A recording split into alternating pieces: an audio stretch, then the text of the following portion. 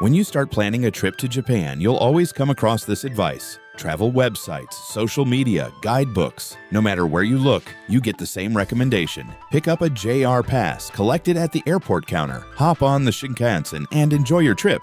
That's what most tourists do. But after guiding countless travelers through Japan as a professional tour conductor, I can tell you, whether the JR Pass is actually worth it really depends on your itinerary. Today, we're going to run the actual train fares for the most common travel routes and find out whether you've been overpaying.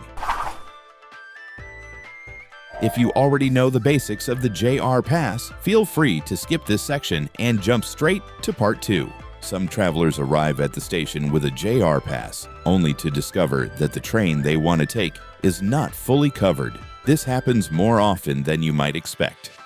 The JR Pass covers most trains operated by the JR Group, including local trains, limited express trains, and many Shinkansen services. On the Tokyo Shinkansen between Tokyo, Kyoto, and Osaka, for example, you can take the Hikari and Kodama trains. However, the fastest services, the Nozomi and Mizuho, are not included in the standard coverage. Until September 2023, JR Pass holders could not use these trains at all. Since October 1, 2023, however, pass holders have been able to travel on them by purchasing a special additional ticket. There is one more important point. The JR Pass generally covers JR services only. Kyoto's subway system, private railways in Osaka, and other non-JR transportation are not included, so you will need to pay separately for them. To summarize, the JR Pass gives you unlimited travel on most eligible JR trains. However, the Nozomi and Mizuho require an additional ticket, while private railways and subway systems are not covered. Next, let's compare the actual costs. Many travelers purchase the JR Pass after hearing that it will save them money, only to find that they have not used it enough to justify the cost. The JR Pass is available for 3 different periods, 7, 14, or 21 consecutive days. The most affordable option, the 7-day ordinary pass, costs 50,000 yen. Here are the standard fares for this route, using the Shinkansen and local trains. Total 29,470 yen. The total comes to 29,470 yen. Without a JR Pass, you are free to take the Nozomi, the fastest service on the Tokyo Shinkansen. The journey from Tokyo to Kyoto takes around 2 hours and 15 minutes. JR Pass holders cannot take the Nozomi under the standard coverage without purchasing a special additional ticket. Otherwise, they need to take a slower Shinkansen service. This means there is a difference not only in cost, but also in travel time and convenience. It is also worth noting that you do not need to take the Shinkansen between Kyoto and Osaka. The Shinkansen takes you to Shin Osaka Station, not Osaka Station, so you would still need to transfer to a local JR train to reach central Osaka. The JR Special Rapid Service, by contrast, takes you directly from Kyoto Station to Osaka Station in around 30 minutes and costs just 580 yen. For more information about navigating Kyoto Station, check the video linked in the description. Compared with the 50,000 yen price of a 7-day pass, buying individual tickets saves you approximately 20,500 yen on this itinerary. If you are traveling in only one direction, flying into Tokyo and departing from Osaka, for example, the difference becomes even greater. For this itinerary alone, the JR Pass is not financially worthwhile. So when does it actually make sense to buy one?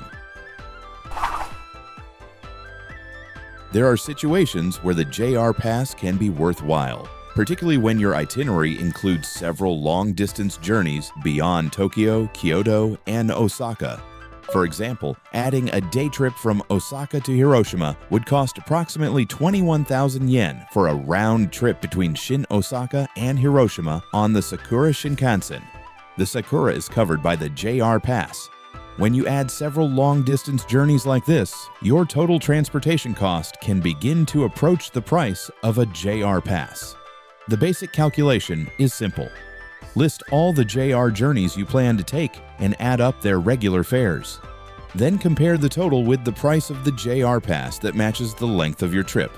You can check individual fares using Google Maps. However, be careful. The fastest route shown may use the Nozomi or Mizuho, which are not included in the standard JR Pass coverage without an additional ticket.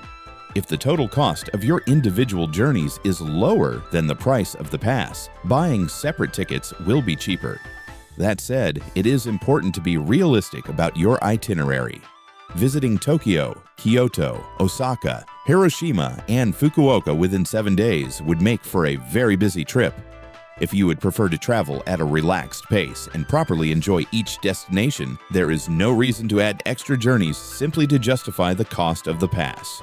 You should also consider whether your long-distance journeys fall within the same validity period.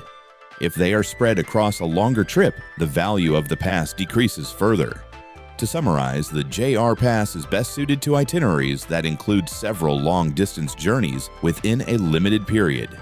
If your trip is centered on Tokyo, Kyoto, and Osaka, buying individual tickets is usually the better choice. I regularly share practical information to help you plan your trip to Japan. If you have not subscribed yet, please consider subscribing to the channel. Finally, for those who have decided that the JR Pass is right for their itinerary, I'll explain how to purchase it and where to collect it. The JR Pass can be purchased online even after you arrive in Japan. However, searching in a hurry may lead you to an unofficial website that charges higher prices or additional fees. I recommend purchasing your pass from a trusted provider before leaving home. You'll find a purchase link in the description.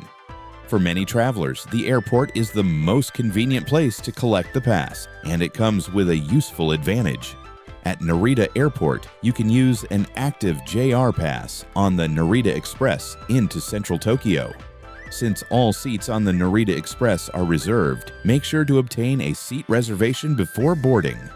At Haneda Airport, the Tokyo monorail is covered, while at Kansai Airport, you can use the Limited Express Haruka. Keep in mind, however, that the day you first use your pass for airport transportation counts as day 1 of its validity period. Make sure the validity period of your pass fits your travel schedule. Collection and exchange counters can also become busy during peak arrival times, so allow yourself plenty of time. Outside the airports, passes can also be collected at designated locations in major stations, including Tokyo, Shinjuku, Kyoto, and Shinosaka.